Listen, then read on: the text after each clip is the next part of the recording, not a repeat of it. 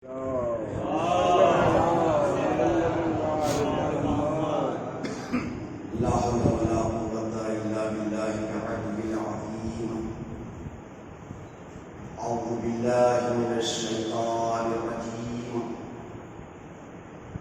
الله الرحمن الرحيم.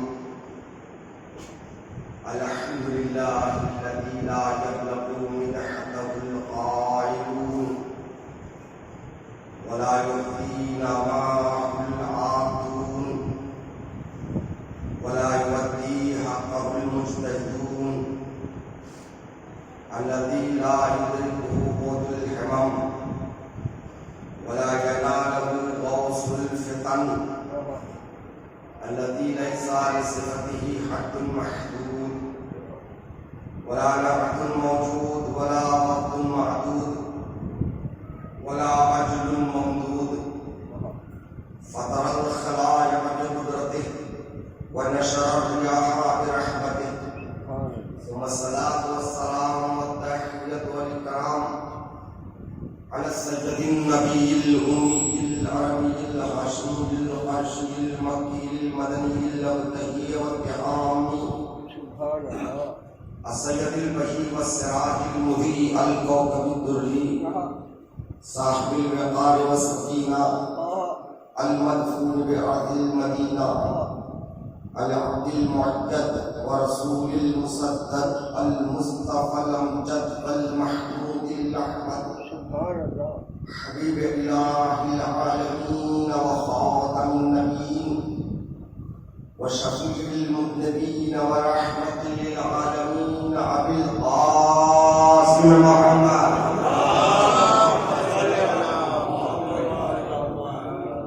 وآله الطيبين الطاهرين المعصومين المظلومين المنتخبين الصالحين الشاكرين. أما بعد فقد قال الله تعالى وتبارك في كتابه الكريم وهو أصدق القائلين قوله الحق. بسم الله الرحمن الرحيم. أفحسبتم أنما خلقناكم عبثا وأنتم إلينا لا ترجعون. صلوات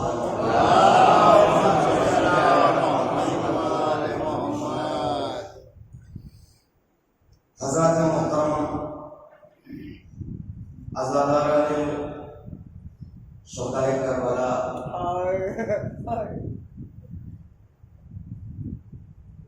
اس سلسلے مجالس کی یہ آخری مجلس ہے.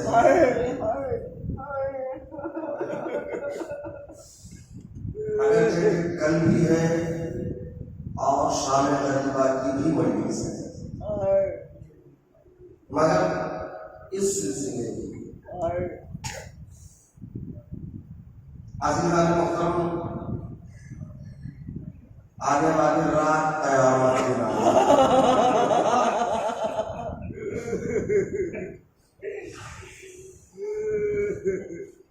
ہم عاشور سے چند نفس دور ہیں.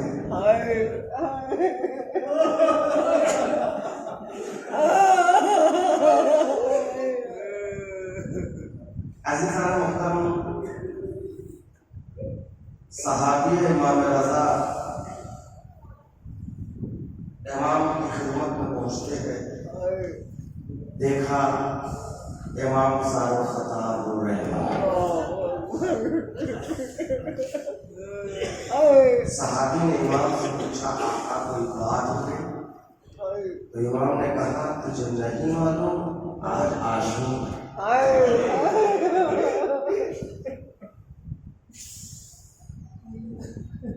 عاشور کے حوالے سے، شب عاشور کے حوالے سے ہماری کچھ ذمہ داریاں ہیں بحیثیت عزادار. بحیثیت عزادار جو ہماری ذمہ داریاں ہیں، پہلی ذمہ داری یہ ہے کہ اس رات کی معرفت کو حاصل کریں. یہ رات وہ رات ہے ظاہراً جس کی مدت حسین نے مانگی تھی، ایک رات امام نے رات بھر اپنے اصحاب کے ساتھ عبادتیں کی ہیں۔ مقبل کے جملے ہیں، شہد کی مکھیوں کے آواز سے جس طرح فضا بھنبھنا اٹھتی ہے، اسی طرح عبادت اصحاب حسینی سے فضا گونج رہی ہے۔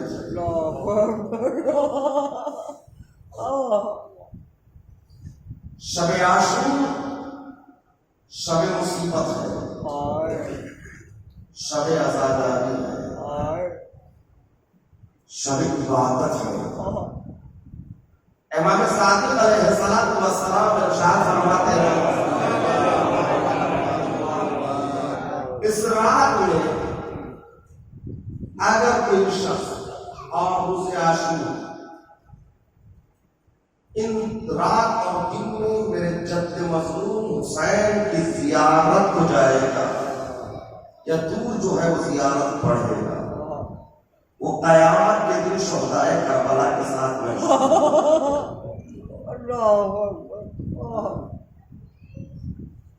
یہ رات شب بیداری کی رات ہے۔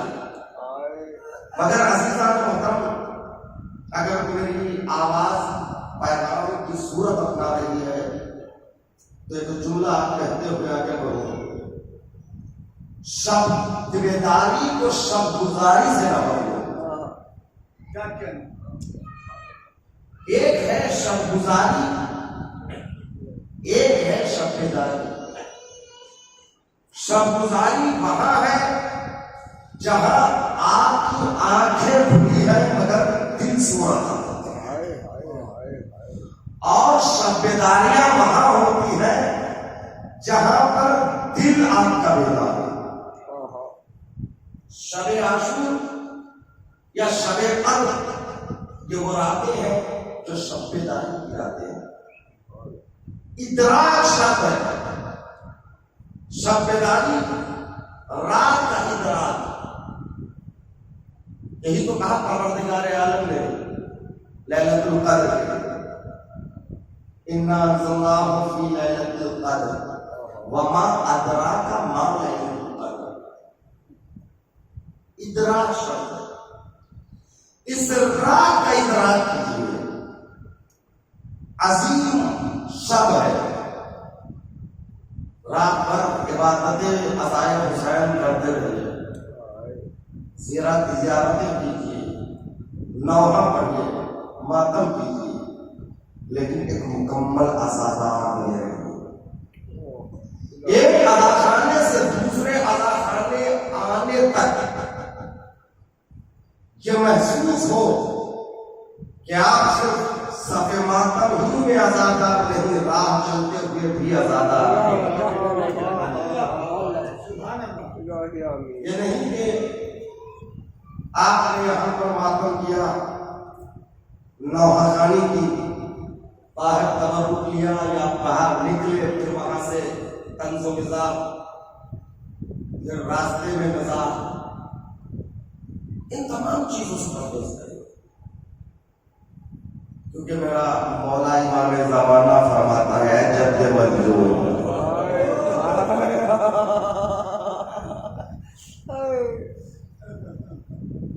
جب میری عشق سوکھ جاتے ہیں تو میں خون روتا ہوں۔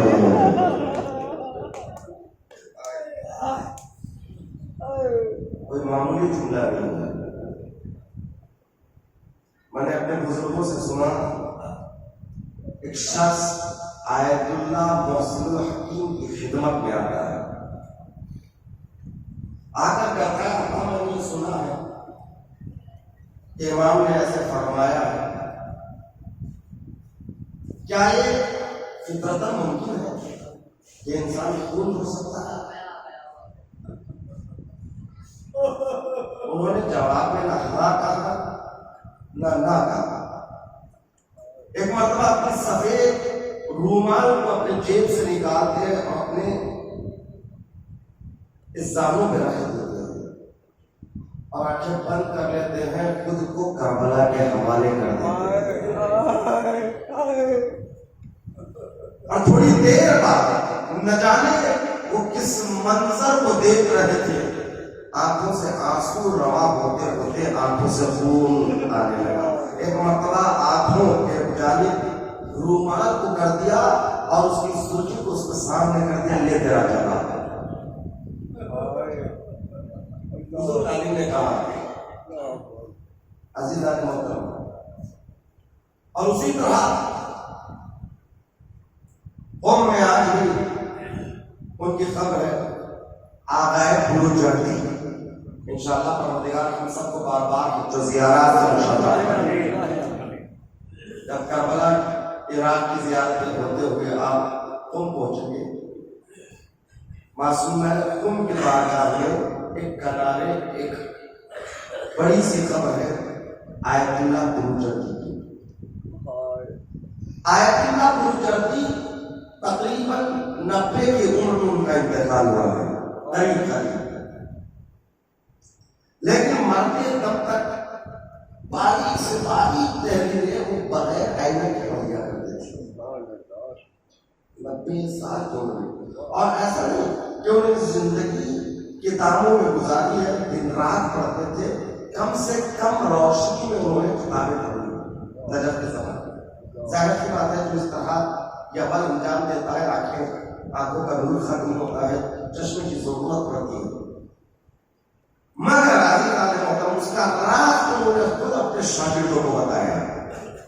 وہ راز یہ توجہ چاہتا ہوں جو مراجع تقلید کا احترام نہیں کرتے ہیں ان تک اس باتیں کو پہنچا دینا۔ مراجع تقلید کسے کہتے ہیں، عالم کسے کہتے ہیں۔ ایران کا یہ دستور ہے،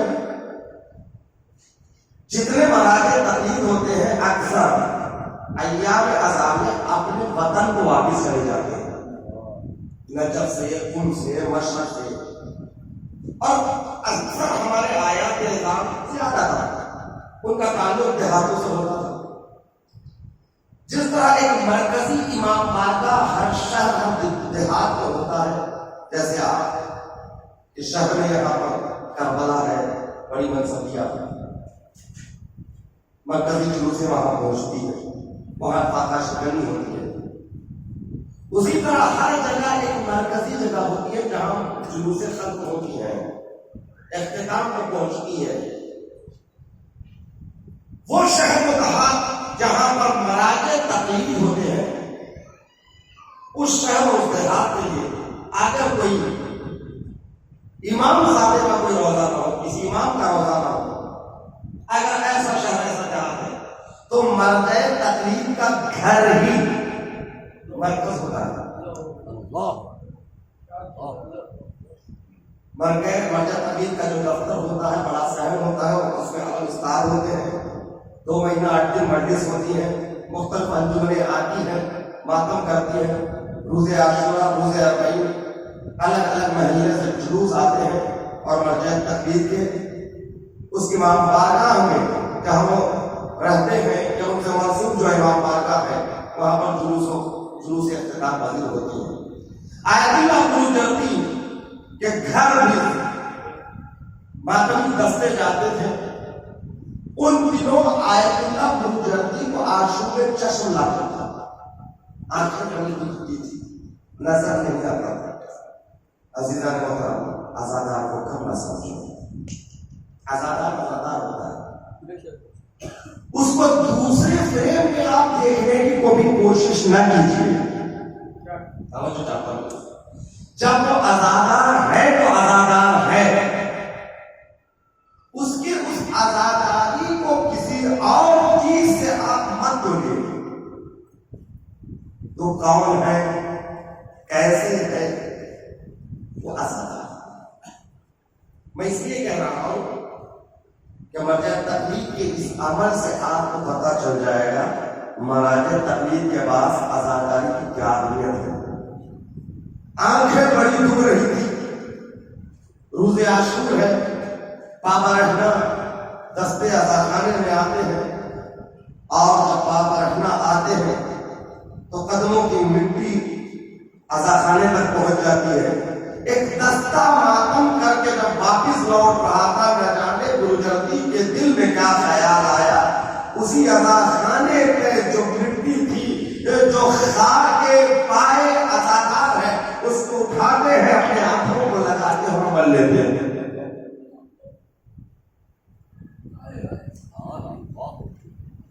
خاک پائے عزادار کو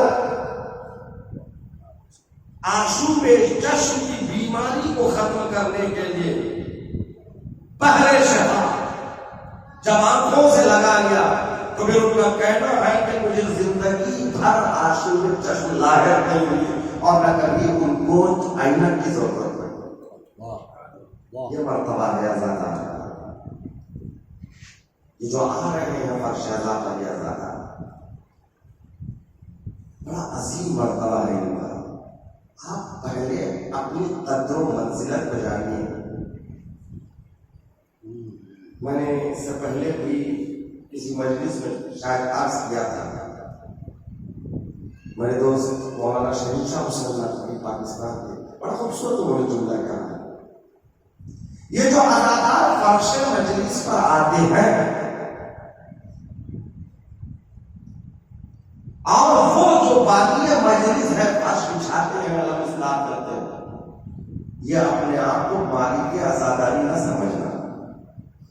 یہ مالک نہیں، مالک تو جناب زہرا ہے، مالک امام زمانہ ہے.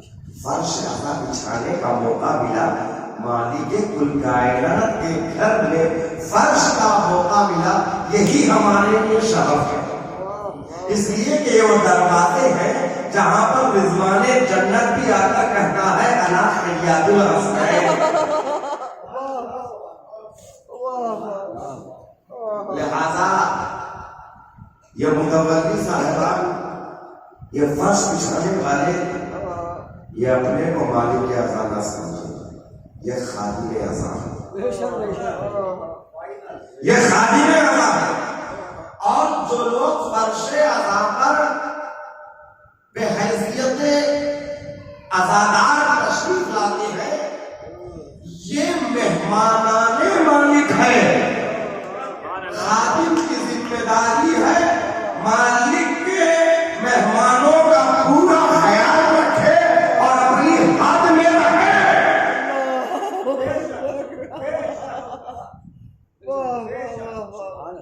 صلوات محمد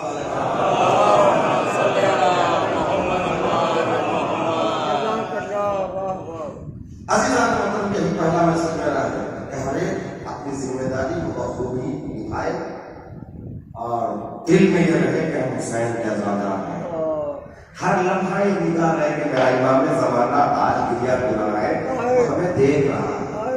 اپنے عمل سے، اپنی آنکھوں سے، اپنے ماتم سے امام وقت کو پرسا دینا ہے. اب کل روز عاشورا ہے، جلوس عزا تبلیغ عزا ہے. جلوس عزا جلوس ولایت ہے. توجہ چاہتا ہوں کربلا کی جب ولایت کی جنگ جہاں نیزے سینوں سے آ گئے، جہاں تیر 6 مہینے سے گلے سے آ گیا، توجہ چاہتا ہوں جہاں دریا پیاسوں سے آ گیا، یہ وہ عظیم درس ہے، یہ وہ عظیم جنگ ہے اور ولایت کے لیے لڑی گئی یہ جنگ ہے. لہذا کل کا جلوس اعلان ولایت ہے، جلوس عزائے حسین جلوس اعلان ولایت ہے. عزادار مکمل تصویر غم بن کر کرنا چاہیے، جس طرح بیٹا اپنے باپ کے جنازے میں چل رہا اللہ. بلکہ لفظوں کو بدل کر کہوں یہ مفہوم نہ کافی ہے. جس طرح بیٹا باپ کے عزادار باپ کی میت میں چلتا ہے، ویسے اس سے کئی گنا زیادہ. اس لیے کہ ہم اس امام کا گھر بناتے ہیں جس امام کے لیے یہ کہتے ہیں بے ابی و امی، میرے ماں باپ ان پر فدا ہو جائے. ارے جس شخصیت پر ہم اپنے ماں باپ کو نچھاور کر دیتے ہیں، کل اس کا یہ بھی کہنا کہ باپ کی میت میں جس طرح ہم زدہ چلتے ہیں ویسے چلتے ہیں، یہ کم ہے.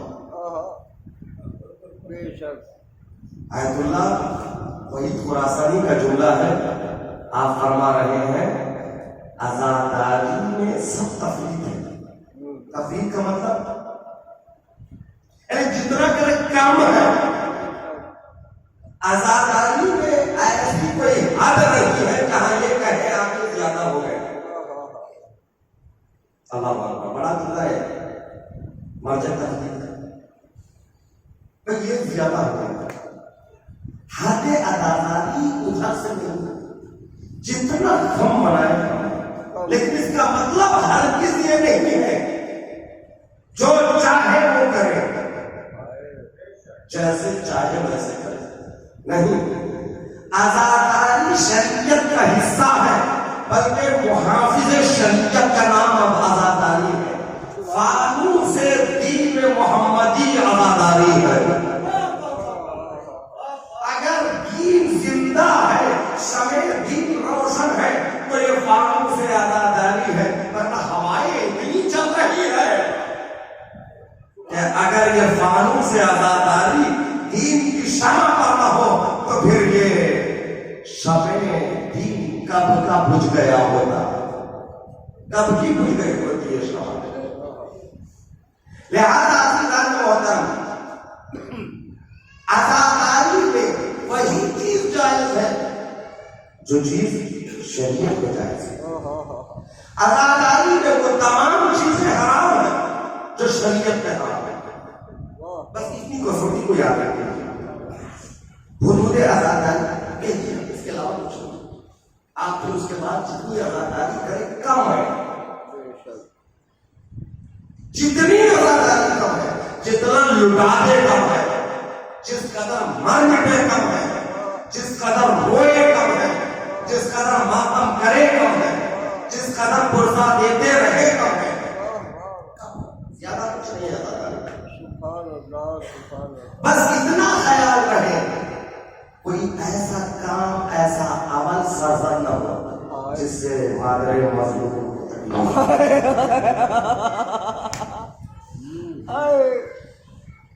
عزاداری یہ سفینہ نجات ہے، یہ مصباح ہدایت ہے. اسی لیے تو رسول نے فرمایا ان الحسین مصباح الہدی والسکینۃ. ہدایت اسی سے ہوتی ہے، عزاداری سے. میری گفتگو تو گزشتہ دنوں میں یہی تو ہوئی ہے کہ ہم کو اللہ نے بغیر ہدف کے خرچ نہیں کیا. ایک مقصد، ایک ہدف کے تحت خرچ کیا. وہ ہدف کیا ہے؟ عبادت ہے، معرفت ہے. وما خلقت الجن والانس الا ليعبدون. ہدف معرفت ہے. معرفت تک پہنچنے کے لیے پروردگار عالم نے کہہ دیا ہدی للناس، یہ کتاب ہے جو ہدایت کرتی ہے. اور اس کے بعد کہا امام، وَجَعَلْنَاهُمْ أَئِمَّةً يَهْدُونَ بِأَمْرِنَا، یہ امام ہوتے ہیں جو ہماری امر سے ہدایت کرتے ہیں. اسی کو رسول نے کھلے لفظوں میں کہہ دیا انی تارک فیکم الثقلین کتاب اللہ و ابراہیم. عزیزان محترم، یہ دو چیزیں ہدایت کرتی ہے، ایک امام، ایک کتاب. کتاب منشور ہدایت ہے، امام ناشر ہدایت ہے. اب ہدایت ناشر امام، ناشر ہدایت حسین بن علی ہے. ہدایت کا سلسلہ صرف نماز روزوں سے نہیں ہے، زندگی مکمل ہدایت یافتہ ہونا چاہیے. زندگی مکمل ہدف کے تحت ہے. آپ کا بازار میں جانا، بازار سے آنا، گھر کے باہر اجتماعی مسائل، عبادی مسائل، سیاسی مسائل، ان سب کا تعلق دین سے.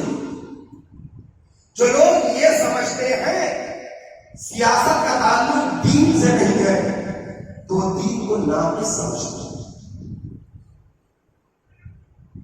کیوں؟ اس لیے دین نے جہاں پر چھوٹے سے چھوٹے مسئلے کے لیے جواب دیا، یعنی اگر ایک قطرے خون سے اگر آپ کا دامن نجس ہو جائے تو اس کے پاک کرنے کا بھی سلیقہ جہاں شریعت نے بتایا. وہ شریعت کیسے ممکن ہے کہ آپ کو تدبیر عموم سے متعلق کچھ نہ کہے، اجتماع سے متعلق کچھ نہ کہیں، آپسی روابط سے متعلق کچھ نہ کہیں۔ سیاست کا معنی کیا ہے؟ سیاست یعنی تدبیر امور بندگان، یعنی اللہ کے بندوں کے لیے تدبیر امور کرنا، ان کے لیے سوچنا، یعنی مینجمنٹ۔ سوسائٹی کی مینجمنٹ کو کہتے ہیں سیاست۔ اسلام کا اس سے دور ہے۔ اسلام سیاسی مذہب ہے، عبادی مذہب ہے۔ توجہ چاہتا ہوں میں بار بار کہہ رہا ہوں، سیاست سے مراد یہ سیاست نہیں، یہ تو سیاست کے نام بدکاری ہے، فراڈ ہے۔ وہ سیاست جو الہی سیاست ہے، جہاں بندوں کے لیے مولا کائنات نے مالک اشکر سے کہا، اے مالک، عہدنامہ مالک اشکر ضرور پڑھیے رہے جو بلا اٹھا کر۔ مولا فرماتے ہیں کہ وہ مالک، تم جب مصر جانا تو تمہارے سامنے دو طرح کے لوگ آئیں گے۔ ایک وہ ہے جو دین میں تمہارے بھائی ہوں گے، اخن لک فی الدین، یعنی مسلمان، تمہارا دین ان کا دین ایک۔ دوسرے وہ ہے دین میں تمہارے بھائی نہ ہو مگر اولاد آدم ہونے کی وجہ سے تمہارے بھائی ہیں۔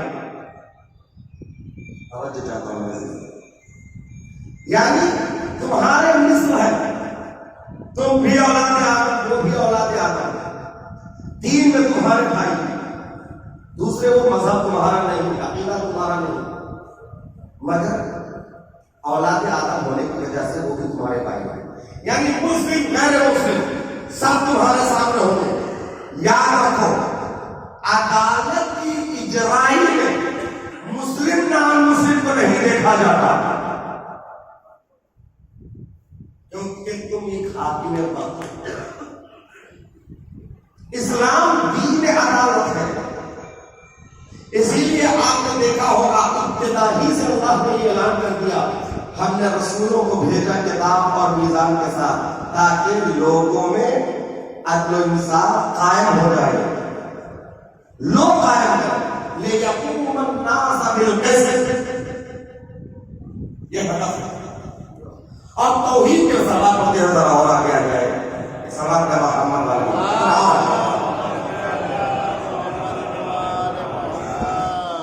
ہمارے سلامتی ہمارے زمان سلام۔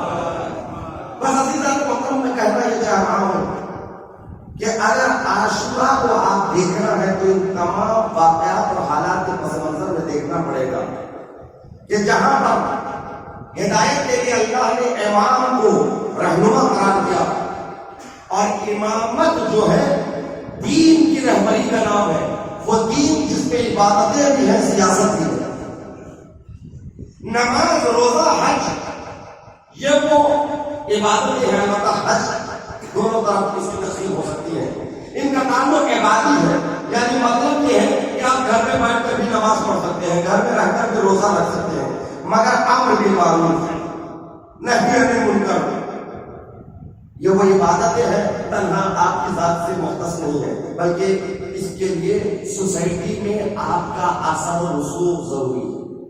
نیکیوں کی ہدایت اس وقت ہی کریں گے نا جب سوسائٹی پر آپ کا اثر ہو، برائیوں سے اسی وقت روکیں گے آپ جب سوسائٹی پر آپ کا عمل دخل ہو، اور جب زمان حکومت ہاتھ میں ہو تو اس پہ زیادہ اثر کا حاصل ہو سکتا ہے۔ لہذا رسول نے مدینے میں حکومت اسلامی کو قائم کیا، اور حکومت اسلامی صرف مدینے کے حدود تک محدود تھی، اور حکومت کا رہبر خود رسول تھے، اور حکومت کا منشور قرآن مجید۔ اب جو رسول اس دنیا سے جا رہے تھے تو حکومت ہی کو، یعنی اسی سیاست کو آگے بڑھانے چاہتے ہیں۔ مدینہ نقطۂ آغاز ہے، لیکن امامت کے دور کے اختتام تک یہ مدینے کی حکومت پھیلتے پھیلتے پھیلتے کائنات کو اپنے گھیرے میں لے لے۔ قدرت کا یہی منصور تھا، لیکن الناس بالقسط، کائنات عدالت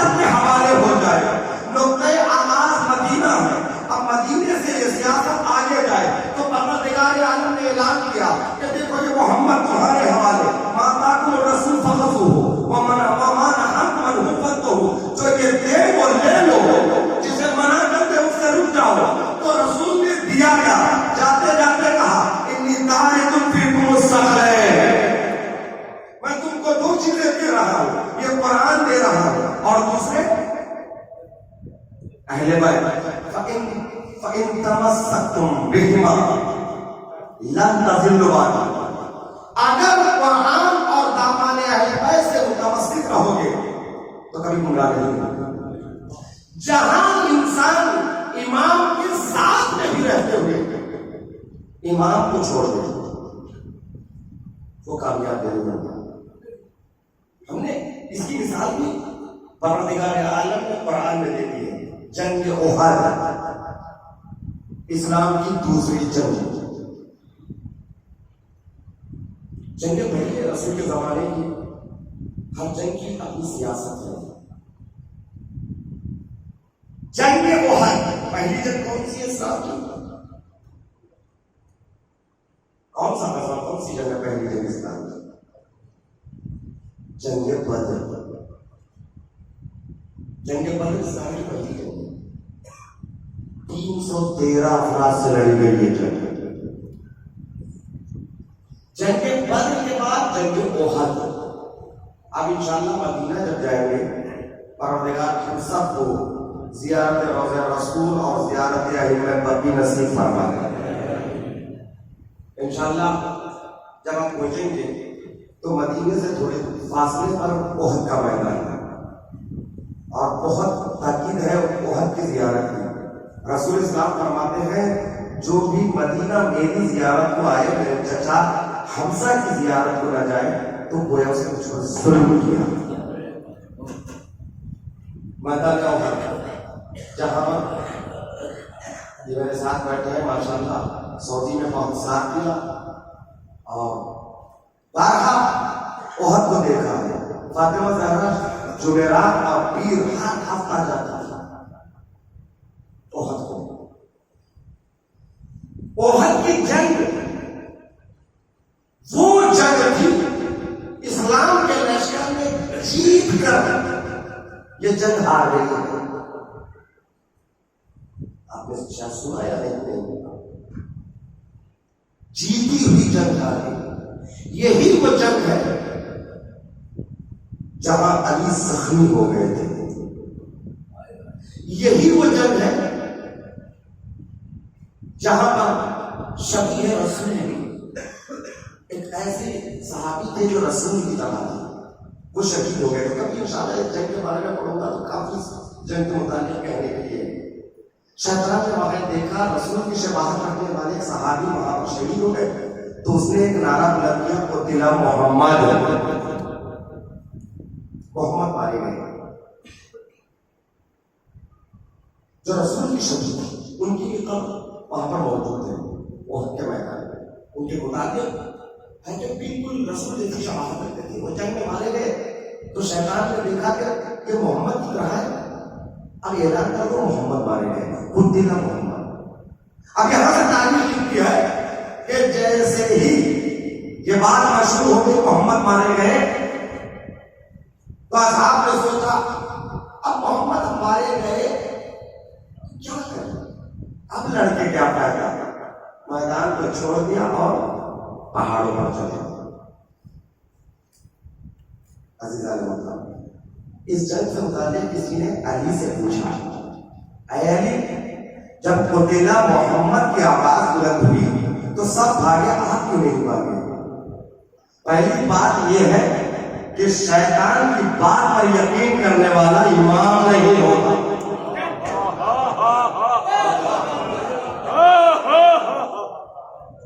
شیطان کی بات پر یقین کرنے والا امام نہیں ہوتا۔ دوسری بات، اگر یہ حقیقت بھی ہوتی، یہ بات سچ بھی ثابت ہوتی کہ محمد مارے گئے تو ان کی سوچ میں امام کی سوچ میں فرق ہے کہ امام بتا رہے ہیں، ان کی سوچ نہیں ہے کہ اب محمد مر گئے، شہید ہو گئے، مارے گئے تو ہم لڑ کے کیا کریں۔ میری سوچ یہ ہوتی جب وہ نہیں رہے تو میں جی کے کیا کروں۔ جب محمد نہ رہے تو میں جی کے کیا کروں۔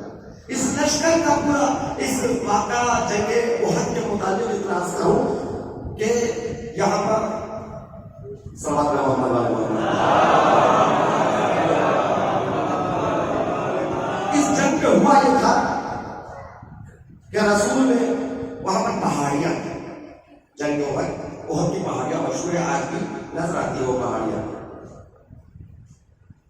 اس پہاڑوں میں لشکر میں سجا دیا تھا رسول اکرم نے.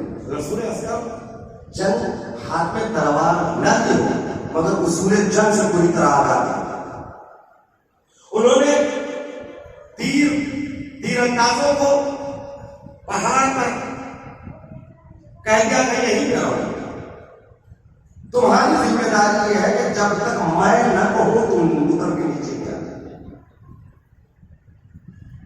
لشکر ابو سفیان کا آتا ہے, مکے کی جانب سے جنگ شروع ہوتی ہے, مولا کائنات کی تلوار چلتی ہے.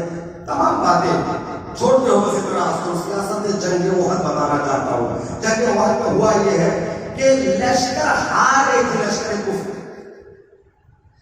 جب لشکر شکست فاش نصیب ہوئی مکے سے قریش کے لشکر کو, جب وہ بھاگ کھڑی ہوئی, مالے غنیمت نیچے سب لوٹنے لگے. اب اوپر درے پر موجود جو مسلمان تھے اب دل میں دنیا کی محبت جاگی, وہ اکٹھا کر رہے تو مالے غنیمت کو خود پوچھ رہے. کسی نے کہا چلو اب تو جنگ ہو گئی, تو دوسرے نے کہا کہ رسول نے منع کیا ہے جب تک میں نہ بلاؤں تو نہیں کرنا. نہیں, اب تو جنگ ہو گئی. وہ تو رسول نے اس لیے کہا جنگ کے لیے کہا تھا, تو جنگ نہیں ہوئی. لوگ اسی طرح تعبیر کرتے ہیں اپنی بات کو صحیح ٹھہرانے کے لیے. آج بھی نتیجہ یہ ہوا کہ رسول کی بات نہیں مانی. وہ لوگ ان پہاڑیوں سے نیچے آ گئے. جیسے ہی نیچے آئے ادھر سے دشمن نے دیکھا پہاڑیاں خالی ہو گئی ہیں, چلو واپس. پھر دوبارہ لشکر کفر آ کر پہاڑیوں پر قبضہ کر لیتا ہے, وہاں سے تیربارانی کرتا ہے. بے حساب لوگ مارے جاتے ہیں, شہید ہو جاتے ہیں. اس جنگ سے متعلق قرآن میں آیت موجود ہے. قرآن اعلان کر رہا ہے رسول مسلمانوں, ہم نے وعدہ کیا تھا جیت کا. ہم نے جنگ احد میں تمہیں وعدہ کیا تھا جیت دلانے کا, مگر تم نے تین چیزوں کی وجہ سے, تین خصلتوں کی وجہ سے اس جنگ کو, جیت کو ہار سے بدل دیا. وہ تین خصلتیں کیا ہے؟ قرآن کی آیت ہے. پہلی خصلت یہ ہے وَتَنَازَعْتُمْ فِي الْأَمْرِ, تم آپس میں متحد نہیں رہے. جنگ احد سے ہمیں درس لینا چاہیے. جیتی ہوئی جنگ وہ جنگ جس میں رسول تھے, جس میں خود مولائے کائنات بنفس نفیس موجود تھے. امت جنگ ہاری ہے, رسول جنگ نہیں ہارے. علی جنگ نہیں ہارے, امت جنگ ہاری ہے. علی کامیاب ہے, علی کامیاب ہے, پوری زندگی کامیابی.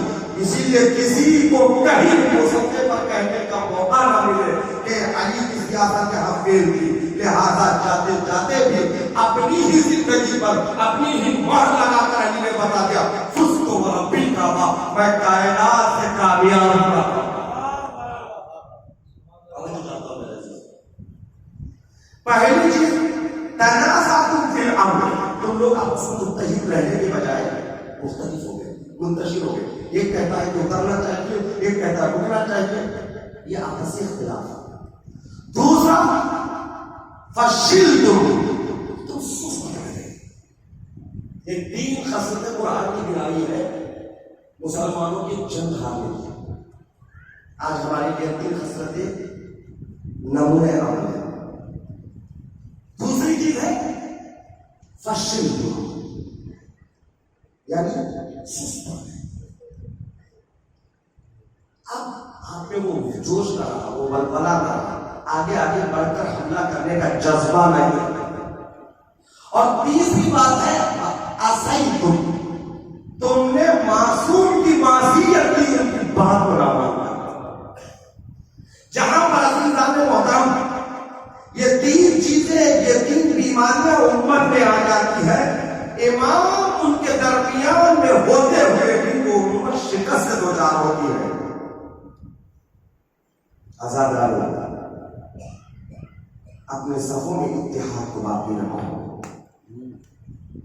جوش و بلبلہ کو باقی رکھو, کوئی گناہ نہ کرو. اسیتم, فرمانے امام سے نافرمانی نہ کرو. یہ تین اگر خصلتیں ہمیں موجود موجود ہو، جنگ نہیں زندگی کی سکتے ہیں. یہ جنگ احد کی باتیں ہیں. اس کے بعد اور بھی جنگوں کی سیاستیں مولا نے. اس کے بعد رسول نے امت کو حوالے کیا قرآن اور قرآن کا ایمان ہے. عزیزان محترم، یہاں سے 250 سال کا سفر ہے. کبھی موقع ملے تو 250 سال کا سفر میں بتاؤں گا. آیت اللہ آقا خامنئی نے ایک کتاب لکھی ہے.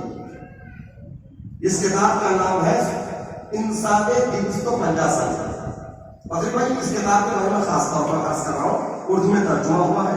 آپ خالق فرہنگ سے لے بھی سکتے ہیں، دفتر ولایت فقیہ سے بھی لے سکتے ہیں. کتاب ہے آیت اللہ خامنئی کی. ان کے اپنی تقریریں تحریروں کا مجموعہ ہے جو ائمہ اطہار کی سیاست کو اس میں پیش کیا. کیا سیاست؟ کتاب کا نام بہت انسان 250 سال، 250 سال کا انسان. آپ سوچ رہے ہوں گے 250 سال کا انسان، کتاب کی مناسبت کیا ہے؟ 250 سال کا انسان اس لیے کہ رسول کی وفات ہوئی 11 ہجری میں ہے کہ نہیں؟ آغاز امامت ہے 11 ہجری سے، اور 11ویں امام کی شہادت کے ساتھ غیبت کا دور. 11ویں امام کی شہادت 260 ہجری. ادھر رسول کے 10 ہجری نکال دیجیے.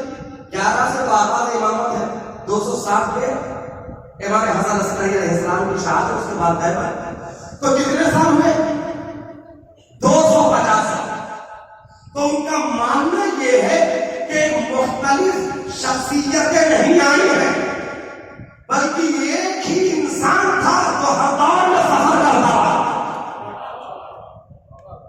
انہوں نے امام علی کو امام حسن سے، امام حسن کو امام حسین کو، امام حسین کو امام سجاد کو، حتیٰ امام حسن عسکری کو الگ الگ انسان نہیں مانا ہے، بلکہ جس طرح ایک انسان تقاضوں کی بنا پر، حالات کی بنا پر تقاضے بدلتا ہے، اسی طرح یہ 11 امام اپنے اپنے وقت کے حالات کے لحاظ سے فیصلے بدلتے رہے. یہ جسم کے لحاظ سے الگ ہو سکتے ہیں، روح اصلیت رکھتی ہے. ان سب میں ایک روح تھی، لہذا میں ان کو 11 یا 12 نہیں مانوں گا، ایک انسان مانوں گا جو 250 سال زندگی کیا.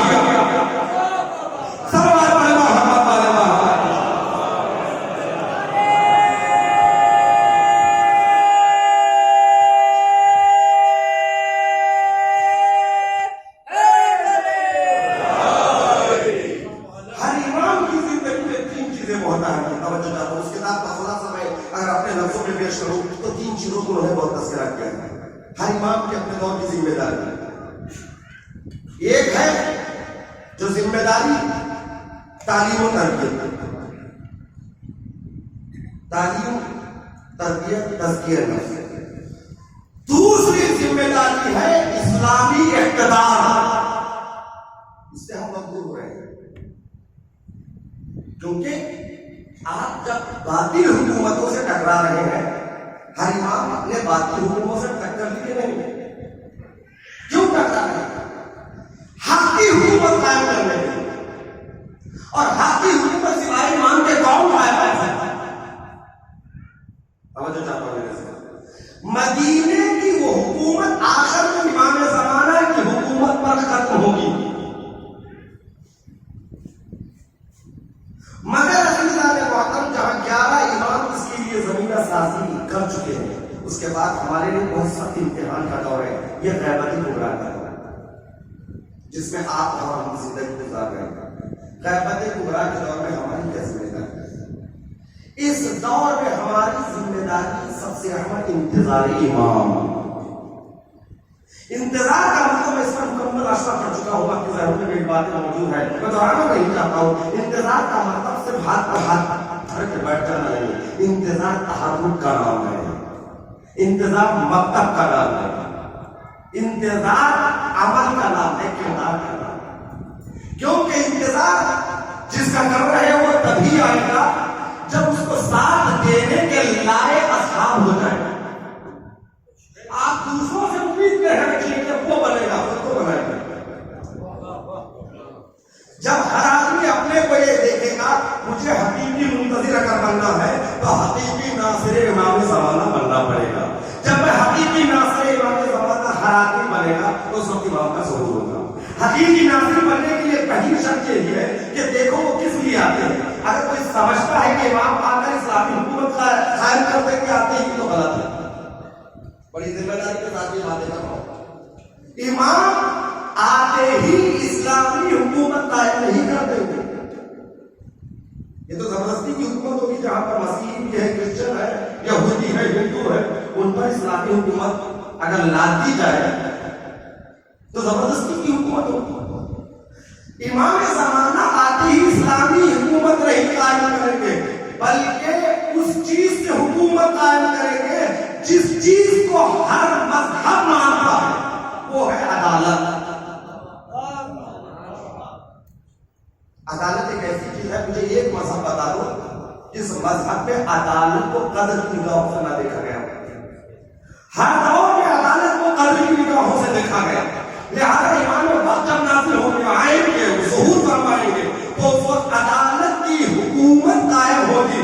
تو لوگ پوچھیں گے اس طرح کی عدالت کس نظریے سے متاثر ہو کر ہے جو امام پیش کر رہے ہیں. تو امام اس بات بتائیں گے یہ عدالت صرف اسلامی عدالت ہے.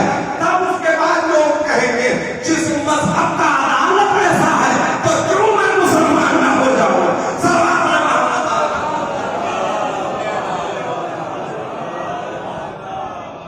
لہذا جو لوگ سنتے ہیں وہ آتے ہی تلوار سے گردنیں اڑا دیں گے, یہ کر دیں گے, وہ کر دیں گے. وہ کیا نعوذ باللہ اگر امام زمانہ کو کوئی داعشی ختم کرے گا. یہ تصور بیکار ہے.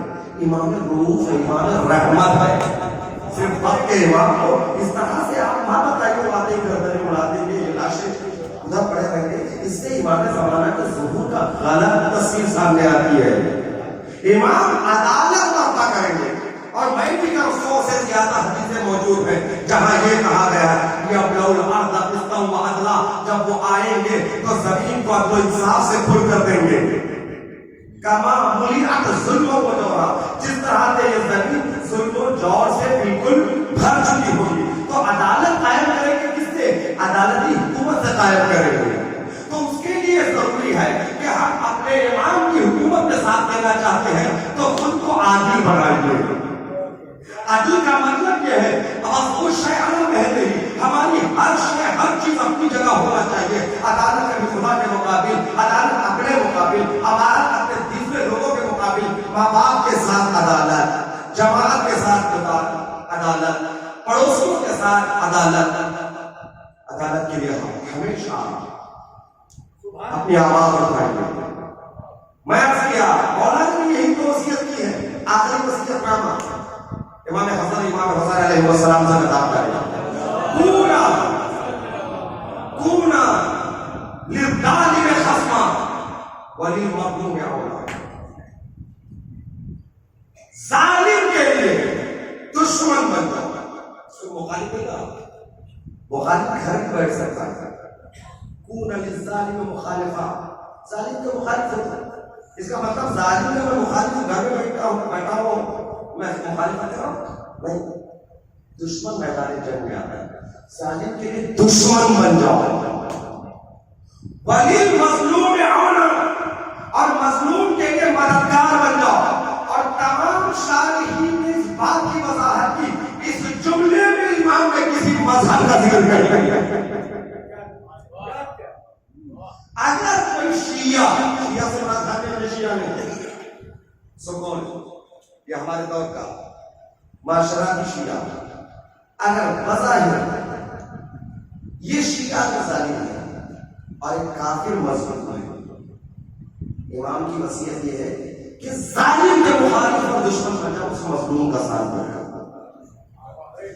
کوئی آپ سے ایسے شیعہ کا ساتھ نہیں دے رہے, ہندو کا ساتھ دے رہے نہیں. یہاں معیار شیعہ سے نہیں ہے, یہاں پہ عدالت معیار ہے.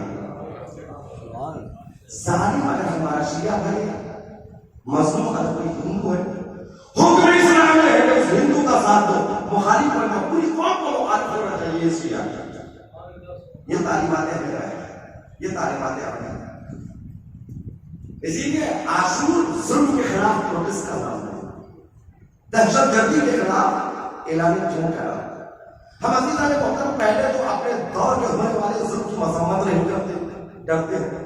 اگر بے انتہا اگر اپنے اندر ہم ہمت بھی لاتے ہیں تو ان ظالموں کی مذمت کرتے ہیں تو بارڈر کے پار ہوتے ہیں، کیونکہ ان کی مذمت کرنے سے ہم پر کوئی خطرہ نہیں آتا۔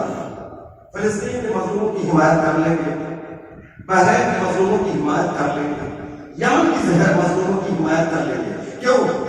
اس لیے یہ ان کی حمایت کرنے وہاں کے ظالموں کی مذمت کرنے سے ہم پر کوئی ظاہر طور پر آج آگے نہیں، لیکن ہمت کا کارنامہ وہ ہے اپنے گھر میں ہونے والی ظلم کی آپ مخالفت کریں۔ آج زبانیں خاموش ہیں، ہر ایک کو دعویٰ ہے کہ ہم مصر تمام ہیں، ہر ممبر پہ آنے والے کے لیے دعویٰ ہے کہ مصر تمام ہے۔ کیوں نہیں روح کا بڑا ہم میں نظر آ رہی ہے؟ کیوں نہیں کوئی کشمیر کی باتیں کر رہا ہے؟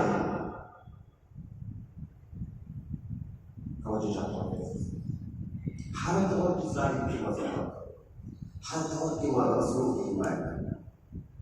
کربلا کی مظلومیت یہی ہے کہ اگر کوئی بھی انسان پوری تاریخ کو نہ پڑھے، فرانس لکھتا ہے کہ کتاب میں پوری دنیا میں اگر کوئی بھی انسان کربلا کی مظلومیت اور عدالت کو سمجھنا چاہتا ہو تو صرف شہادت علی اصغر کافی ہے۔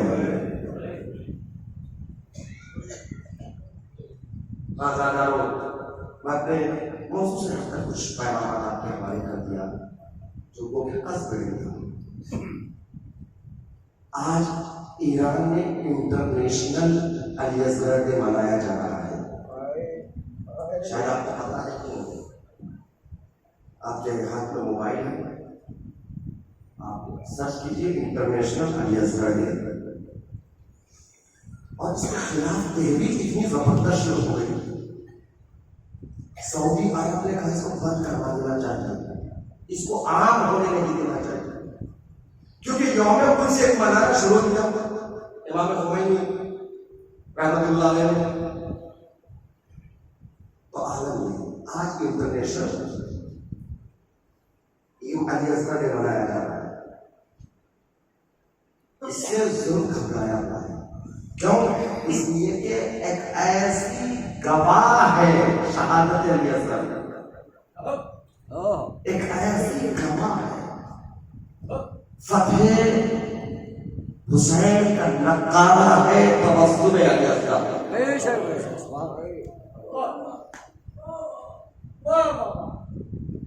کوئی شہادت علی اصغر کو نہیں، بس وہیں پر فیصلہ کر جائے گا حسین مظلوم تھی اور فاتح کا۔ اور یاد رکھو، غم کو ہم مشہور نہیں کرتے ہیں، ہم غم کی خدمت کرتے ہیں۔ جو سمجھتا ہے کہ میرے روحے سے کربلا ہوئی، میرے زندگی سے کربلا ہوئی، کربلا میں آپ مشہور ہوئے۔ تاریخ گواہ ہے، یہ خدمت سمجھ کے اگر کرو گے تو شہادتوں کی بلندیوں پر حسین کو وہ پہنچا دیں گے۔ ارے کروڑوں ملک ہے اس پر، آپ اور ہم کی بات کا آیات اضافی 5-6 ملک سے زیادہ نام نہیں جانتے ہیں، مگر آج تک رضوان کو اس لیے یاد کیا جاتا ہے وہ خیات حسنین ہے۔ ارے قدس کو اس لیے یاد رکھا جاتا ہے کہ ہمارے حسین سے مسیح آج ستارے لاکھوں کروڑوں اربوں ہے۔ ارے تو چاند کے نام نجومی جانتے ہیں، ہم نہیں جانتے۔ اگر سہرا کو شہرت ملی تو بڑے زہرا کا سر تھا۔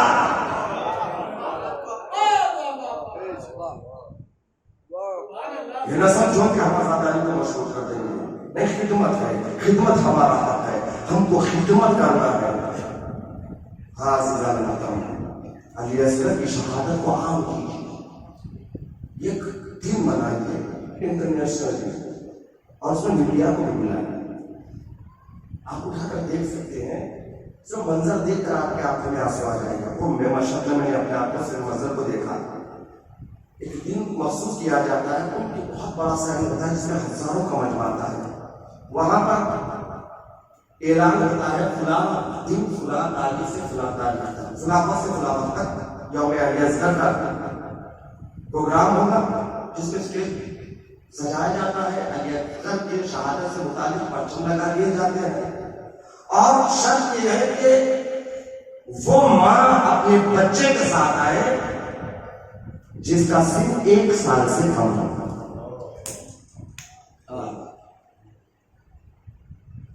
یعنی داخلے کے لیے گارنٹی والی بچہ.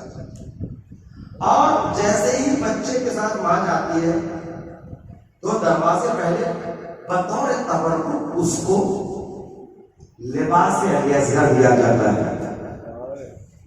دوسرے دروازے آنے تک وہاں کی جو عورتیں کھڑی ہوتی ہیں، بچے کو وہ جانتی ہے، وہ اچھے سے اس لباس کو پہنا دیتی ہے اور یا علی اصغر کی پٹی لگاتی ہے. اب دیکھیے ہزاروں کا مجمع ہوتا ہے اور سب کے ہاتھوں میں چھوٹے چھوٹے بچے ہوتے ہیں. کیا تصویر ہوتی ہے یوم علی اصغر. اب جب مسائل ہوتی ہیں مائیں اپنے بچوں کو دیکھ دیکھ کر روتی ہے.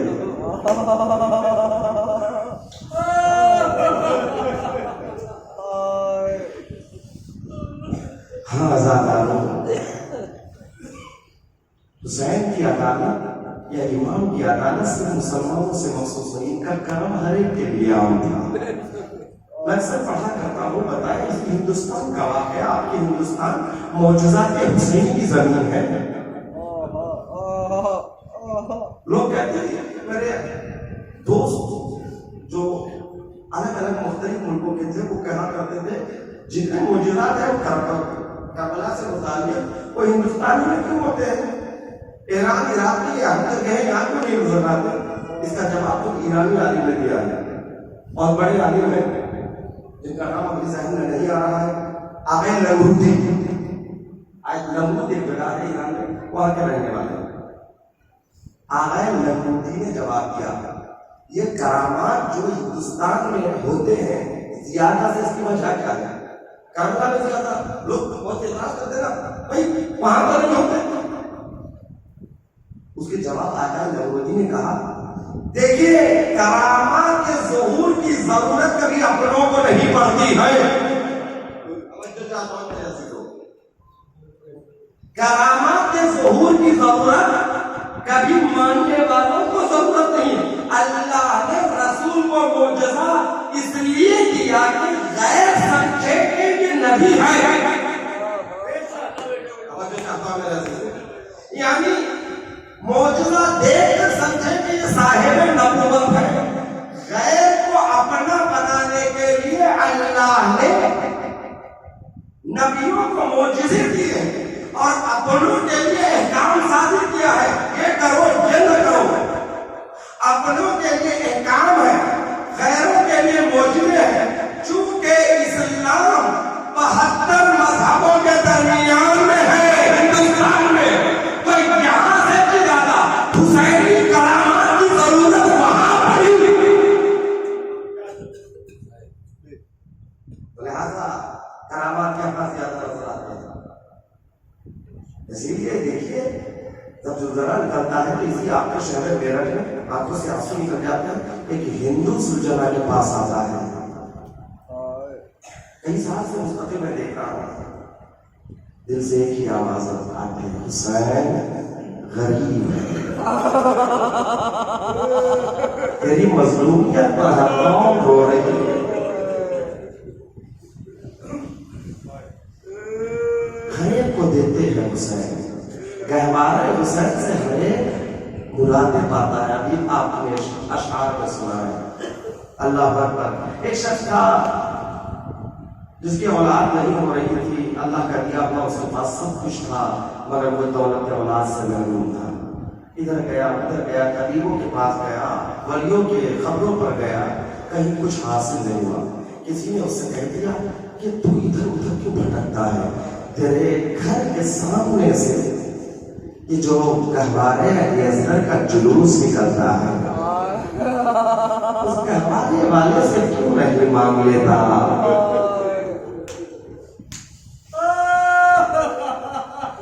उसने सोचा तो सही ये भी अमल आजमा ले। गहवारा घर के सामने आया, अपनी ज़ौजा के साथ खड़े हो गया।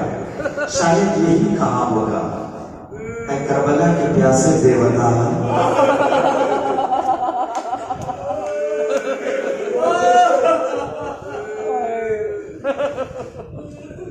मैं आपकी मारिफत नहीं रखता, मैं आपको नहीं जानता, मगर इतना सुना हो कि आप गोदियां भर देते हैं। मैं पे औलाद हूँ, अगर औलाद नसीब होगी तो मैं उसको आपका खादिम बना दूंगा। अल्लाह अकबर।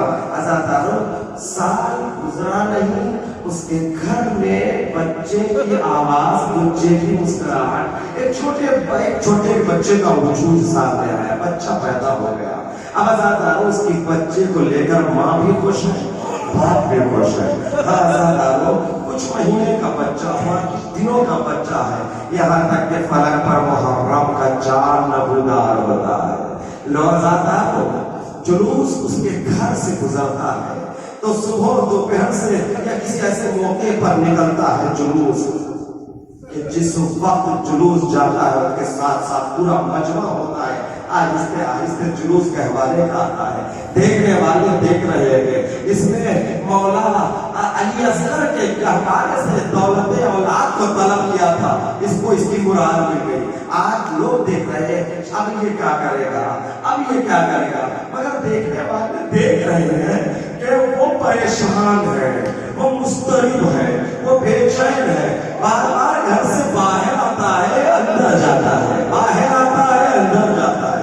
एक मरतबा किसी से रहा नहीं गया, बढ़ के पूछ लिया, भाई तेरा इस्तिराब, तेरी बेचैनी की वजह क्या मैं जान सकता हूँ? तो किस लिए बेचैन है?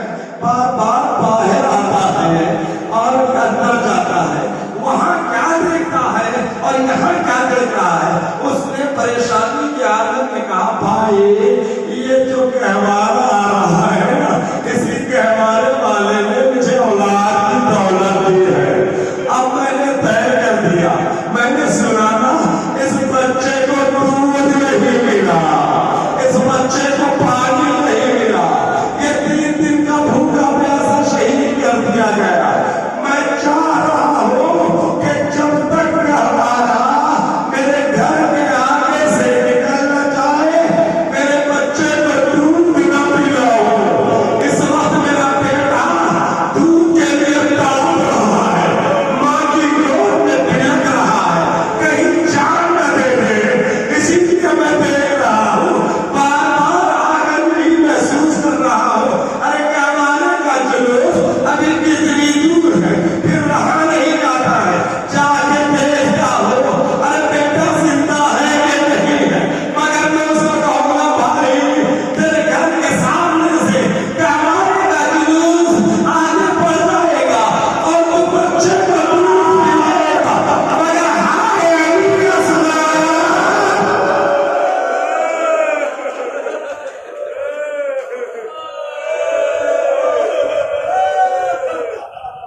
अल्लाह अकबर। सब मर चुके, सब शहीद हो गए, अब कोई नहीं है। हुसैन का वो तन्हा है, मक्तल में आवाज बुलंद हुई, हल मिन नासिर मय्युन सुरना, कौन है मेरी मदद करे? आवाज का फिजा में गूंजना था। एक मर्तबा हुसैन के कानों से और आवाज टकराती है, खैमगाह हुसैन की से रोने की सदाएं बुलंद है।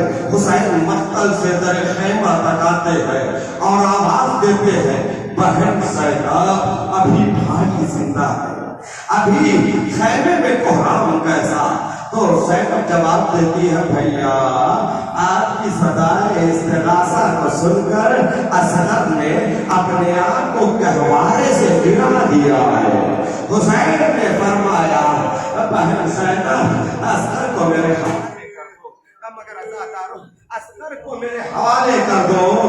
तो ज़ैनब कहती है, भैया असगर किसी की गोद में नहीं आ रहा है। हाँ दादारों, मेरी तरफ मुतवज्जह रहे। एक मर्तबा हुसैन खुद حسین خود بنفس نفیس ایک مرتبہ خیمے میں جاتے ہیں، اصغر کو گودی میں لیتے ہیں، رباب اصغر کو دیکھ رہی ہے، رباب اصغر کو دیکھ رہی ہے، نہ جانے ماں کے دل میں کیا خیال آیا ہوگا، مگر حسین نے اتنا کہہ دیا رباب کوئی تو صاحب اولاد ہوگا۔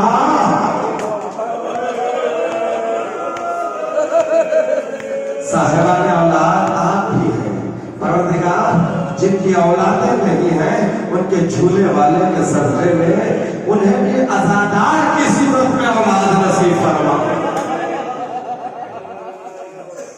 لولا حسین ششمہ ہے جو لے کر مقتل میں آتے ہیں۔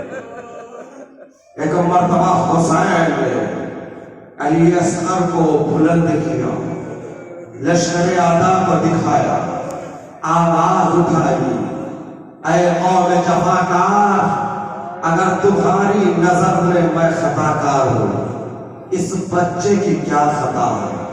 اما ترون کیف یتلذا ھذا الطفل، کیا تم نہیں دیکھ رہے ہو شدت آتش سے یہ بچہ کیسے تڑپ رہا ہے؟ اللہ اکبر، ہر بار اسی لفظ کی تشریح کرتا ہوں اور ہر سال آپ سننا چاہتے ہیں۔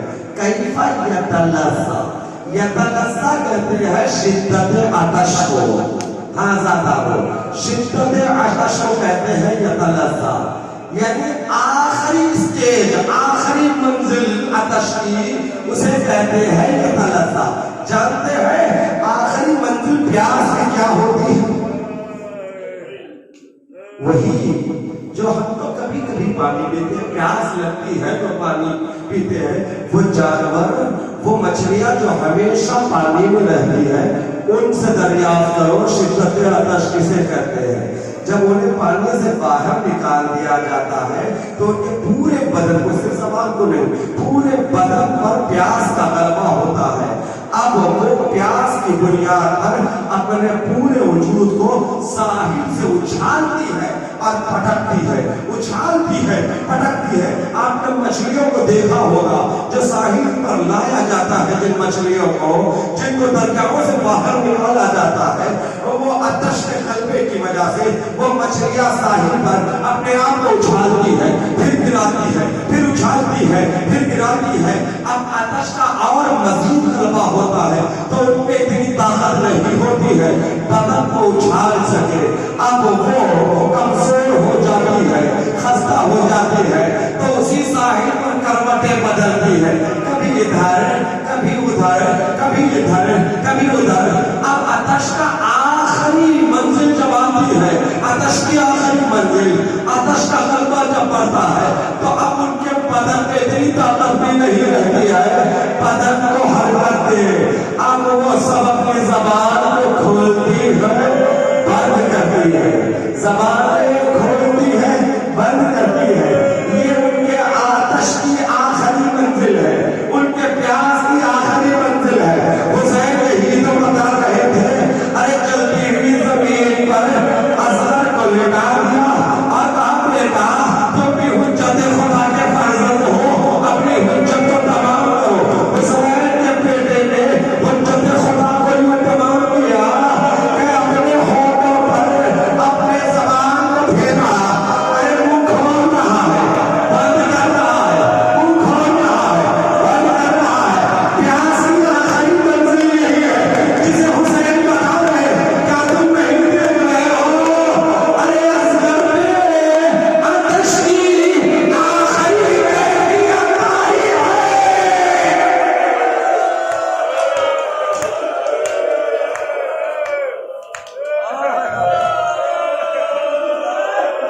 اللہ اکبر، اللہ اکبر۔ پروردگار ان آوازوں پر رحمت نازل کرے، آنکھوں میں آنسو لے کر دعا کیجیے۔ پروردگار جلد سے جلد منتخب کل شہداء کو بھیج دے۔ پروردگار اس وقت تک ہمیں موت نہ دے جب تک ان زیارت گاہوں کی زیارت نصیب نہ ہو۔ جب حسین نے اصغر کو لے کر ہمیں یاد کیا، حسین کی غربت ہے، حسین ہے، حسین کی تنہائی ہے، حسین ہے، حسین کے بدن کی خستگی ہے، حسین بھی ہے اور وریدہ کی منزل ہے. ہازادارو اصغر حسین کے ہاتھوں میں ہے. جیسے ہی بچے نے اپنی حجت کو تمام کیا، ارے لشکر آتا وہ پھیر کر رو رہی تھی کہیں انقلاب نہ جائے. پسر ساتھ ڈر گیا، ارے حسین خطبہ دے رہے ہیں، پسر ساتھ ڈر گیا. اتنے میں پسر ساتھ کی آواز بلند ہوئی، آئینہ آئینہ ہو گیا، ہو گیا تو کہاں ہے؟ کہتا کلام حسین، حسین کے کلام کو ادا کر دے. ایک مرتبہ ہو گیا وہ مرتا ہے، کمان میں دین کو جوڑتا ہے. جانتے ہیں ہزادارو وہ کمان کیسا کمان تھا، وہ دین کیسا دین تھا. ہزادارو میں بھی نہ سمجھ سکتا. جب ہو ملا مختار کے دربار میں لایا گیا، گرفتار ہوا، دور سے پوچھا گیا بتا تیرا سخت حملہ کب ہوا؟ تو حملہ نے کہا اے علی مجھے شیطان دے، میں مر جاؤں گا مگر اس سوال کا جواب نہیں دوں گا. حملہ بتانا پڑے گا تیرا سخت حملہ کیسا تھا. تو اس نے بتایا تین چہرہ چلا تھا، ایک تین سے شعبہ تھا، تین کے کئی شعبے تھے. ہزادارو تیروں کے اقسام ہے، تیروں کے کئی نام ہیں. کچھ تیر پرندوں کے لیے ہوتے ہیں، کچھ تیر چھوٹے چھوٹے جانوروں کے لیے ہوتے ہیں. ہر ایک کے عرب میں الگ نام ہے. کچھ تیر سب سے زیادہ طاقتور ہوتے ہیں. ان تیروں کو ارے اونٹوں کو ذبح کرنے کے لیے، اونٹوں کو ذبح کرنے کے لیے استعمال ہوتا ہے.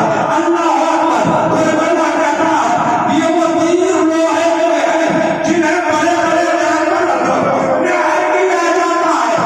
مختر میں بھر میں ڈالے ایسا ہی تیر چلایا، ایسا تیر جو 7 لوہے کے پردوں کو چاک کرتے ہوئے نکل جائے. ارے ایسا تیر 6 مہینے کے جلنے پر رویا.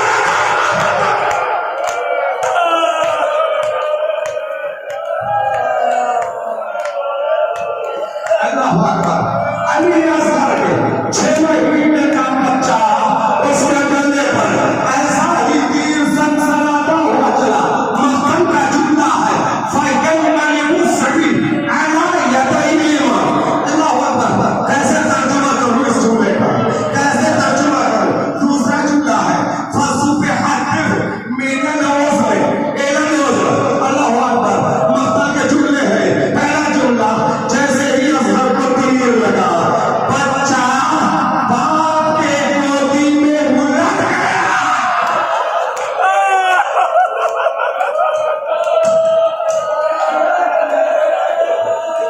دعا کیجیے، میں جہاں تک مسائل پڑھنا چاہتا ہوں پڑھ سکتا ہوں. اللہ اکبر. حسین کی آزاداری کے لیے پروردگار ہم سب کو سکھاتے ہیں، حسین کے ماتم کرنے کے لیے سہتے. اس سینے میں طاقت پروردگار ذکر حسین کے لیے عطا فرما. بس یہی آرزو ہے، کچھ آرزو نہیں. ہاں زیادہ سن لیجیے اے روایت کا جملہ، مختل کا جملہ فَيَنْقَلِبُ الصَّبِيُّ عَلَىٰ يَدَيْ الْإِمَامِ. بچہ باپ کے ہاتھوں پر الٹ گیا. دوسرا جملہ مختل کا فَصُبِحَتْ مِنَ الْعُذْرِ إِلَى الْعُذْرِ. تیر لگتا ہے تو گلا چھدتا ہے، مگر مختل یہ نہیں کہہ رہا ہے اصل کا گلا چھد گیا، بلکہ مختل کا جملہ ہے بچہ اس کان سے اس کان تک ذبح ہو گیا.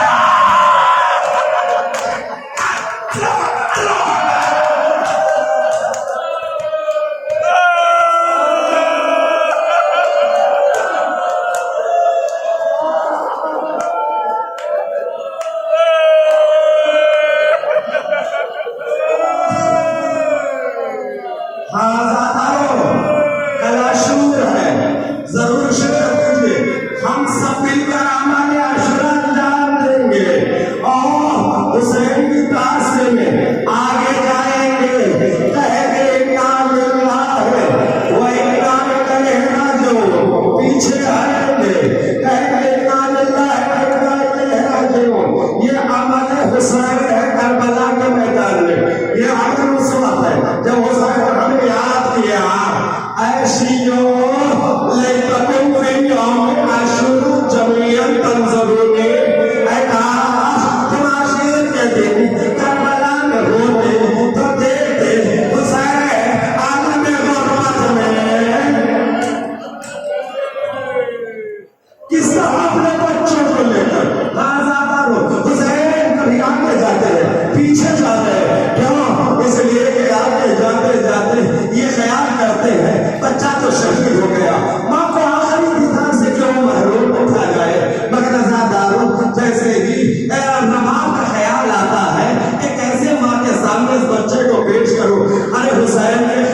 پیچھے آ جاتے ہیں.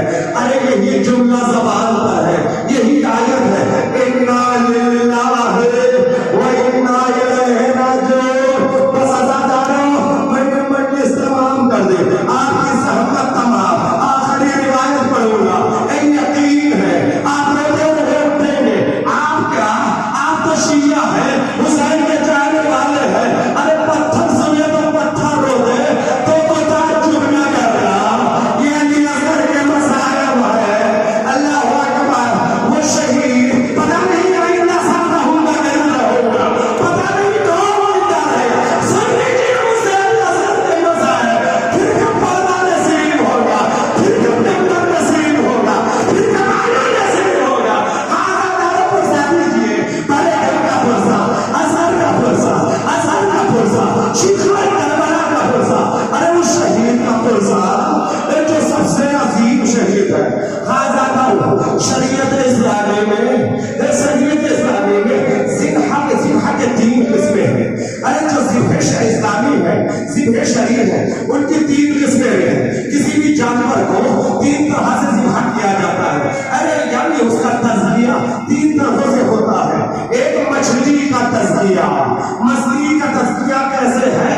مچھلی کو کاٹنے کی ضرورت نہیں, زندہ مچھلی کو پانی سے باہر نکال لینا, یہ مچھلی کا ذبیحہ ہے, یہ مچھلی کا ذبیحہ ہے. دوسرا گوسفند کا ذبیحہ.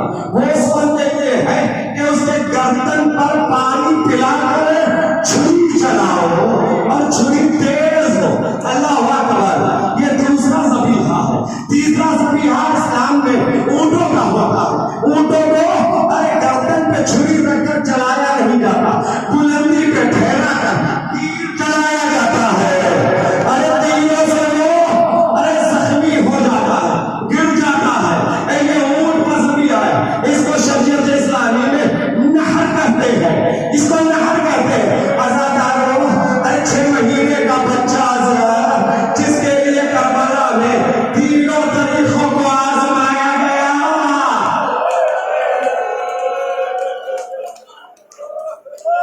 اللہ اکبر, اللہ اکبر.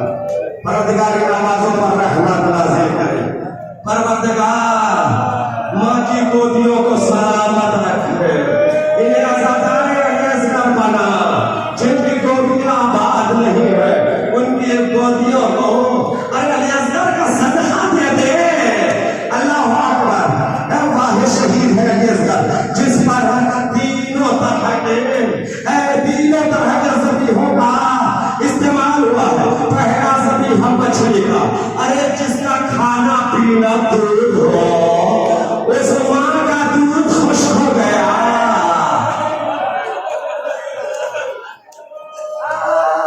اس بچے کو پانی تک نصیب نہیں. وہ بچہ ایسے ہی ہے جیسے پانی سے مچھلی کو نکال دیا گیا. یہ طریقہ پہلا ذبح جو اصغر کے لیے استعمال ہوا. دوسرا طریقہ نہر کرنا. بڑے جانور کو نہر کیا جاتا ہے. ہاں دادارو, حسین کے ہاتھوں میں بچہ ہے. ارے تیر لگا. جب اصغر کو لے کر حسین خیبر تک پہنچے, پیغمبر تمام ہاتھ کے ربا آؤ اپنے بچے کو لے جاؤ. پتھر میں لکھا ہے 4 سالہ بچی ربا سے پہلے دوڑتی ہوئی آئی. بابا سے پوچھا, بابا کیا میرا بھائی پانی پی گیا؟ حسین جواب نہ دے سکے, سر کو جھکا لیا. رباب آتی ہے, وعدہ صبر لیا حسین نے. رباب پہلے اپنے شوہر سے, اپنے امام سے صبر کا وعدہ کرو. ارے رباب نے وعدہ صبر کیا. پھر حسین نے ابا کے دامن کو ہٹایا. جب ابا کے دامن کو ہٹایا, اصغر کو پیش کیا. رباب غور سے دیکھتی رہی.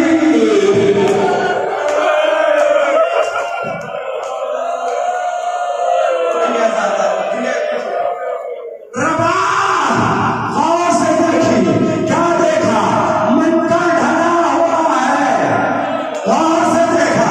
ارے گردن پہ تیر کے نشان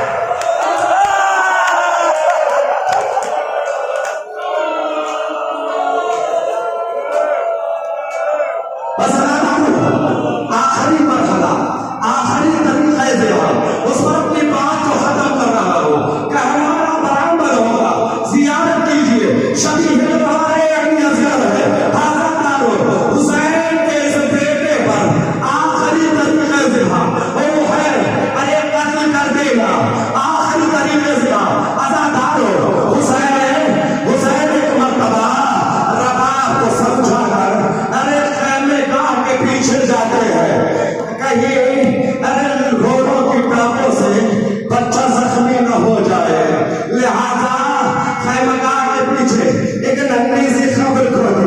ارے قبر کا کیا کھودنا، صحرائے کربلا ہے، مٹی کو ہٹایا۔ شریعت اسلامی نے انسانی جذبات کا بڑا خیال رکھا، لہذا شریعت نے مکروہ قرار دیا۔ تمہارا کوئی عزیز ہے نہ اس کو میت پر مٹی ڈالو، نہ تم خدا کے برتر قبر کھودو، اس لیے کہ ارے تمہارا عزیز مر گیا ہے، تم اس کو برداشت نہیں کر سکو گے، لہذا حکم ہے کہ تم مٹی نہ ڈالنا، تم ہٹ جانا، دوسرے لوگ مٹی ڈالیں گے۔ ارے اتنا غریب تھا میرا حسین،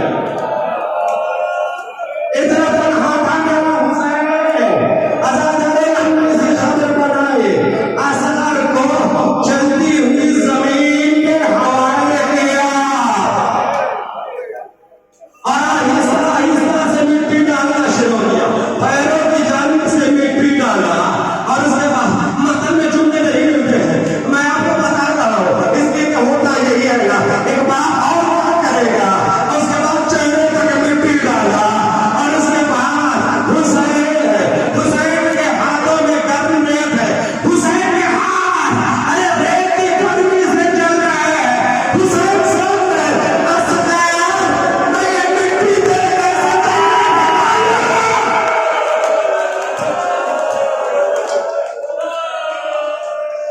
حسین نے ایک مرتبہ قبر علی اصغر کو آباد کیا، ارے